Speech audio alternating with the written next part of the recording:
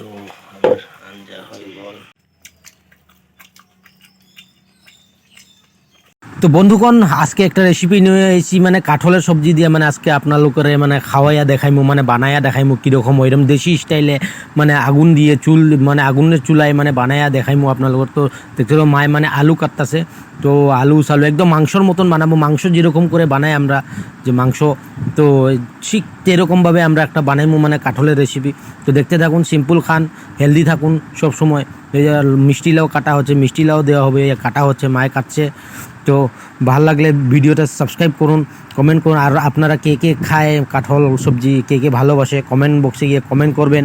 এরা দেখেন আঠাগুলো মানে ছুটে নেওয়া যাচ্ছে প্রথমে, মানে কাঠলের জুনগুলো আঠা বাইরে আর কি, এগুলো লাইগা ধরে। তো ওই দেখুন কাটছে সুন্দর করে, তো সুন্দর করে এখন ছোটো ছোটো করে এখানে কাটা হচ্ছে, ছোটো ছোটো করে মাংসর মতন পিস বানিয়ে নিব।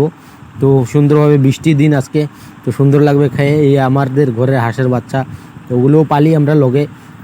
তো ভিডিওটা ভালো লাগলে সাবস্ক্রাইব করবেন, আগুয়া দিও, আমরা আগুয়া একটু চ্যানেলটারে একটু মানে গ্রো করে দিও যাতে আরও ভালো ভালো ভিডিও বানাতে পারি।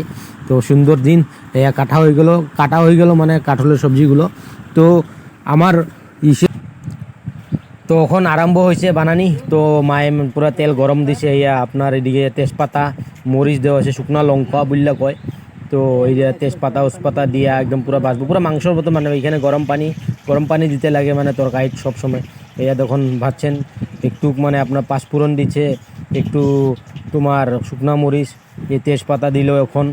তো এখানে এখন কি দিবে, পেঁয়াজ কীরকম ছোটো ছোটো করে পেঁয়াজ কাটটা দিব, পুরো জি সুন্দর লাগে। তো এগুলা ফ্রেশ খাবার খাইতে লাগে, বাজারের খাওয়া একদম পুরো একদম আজকাল ভেজালি, সব সার মাইরা মাইরা বানায়। তো এগুলা খাওয়ার থেকে এগুলা নিজের গাছের ন্যাচারাল বস্তু খাইতে লাগে। তো এই আগুন দিয়ে খাওয়ার একটা আলাদাই মজা। তো আপনারা কে কে আগুন দিয়ে খায় তো কমেন্ট বক্সে গিয়ে কমেন্ট করবেন। এই মশলাগুলো দিয়ে দিচ্ছে, মশলা আদা রসুন জিরা, তো এইগুলাই বাটা। তো মাংস যেরকম আমরা মশলা দিই, তো মাংস যেরকম করে বানাই সিম্পল, তো ওই রকমই দেওয়া হয়েছে। তো মশলাটা পুরো ভালো করে ভেজে নিতে হবে। তো তারপরে ভাজার পরে কাঠলগুলো দিয়ে দিবে, কাঁঠালগুলা আলুগুলা সবজিগুলা জি আছে, তো ওইগুলো পুরো লাড়িয়ে পুরো লাড়াইতে থাকবে লাগবে লাহে লাহে। তারপরে তোমার এদিকে লবণ দিব এখন, তো লবণ, তারপর আপনার এটা কি লবণের পরে হালদি দেওয়া হবে। তো সুন্দর করে লবণ একটু ঢালে দে, এরকম পুরো লবণটা মিলিয়ে দিব আর কি, যে যেরকম খায় এটা মিলিয়ে নিলে হলো লবণ।